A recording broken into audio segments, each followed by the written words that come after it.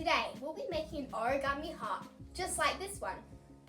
For this video, all you will need is a piece of square paper and your hands. Now let's get started. To make an origami heart, we're going to start with the right side up. So first, we're going to rotate the paper so it's a diamond shape. Then we're going to fold the bottom corner to the top corner. Unfold, rotate, and repeat.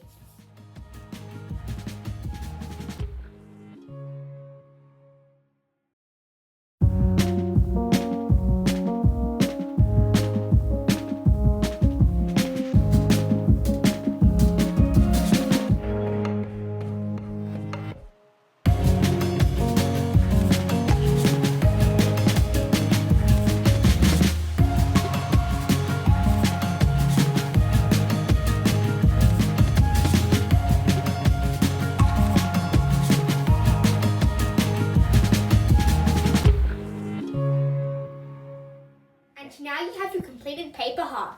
If you like this video, please give it a thumbs up. If you have any ideas for the next video, pop them in the comments below.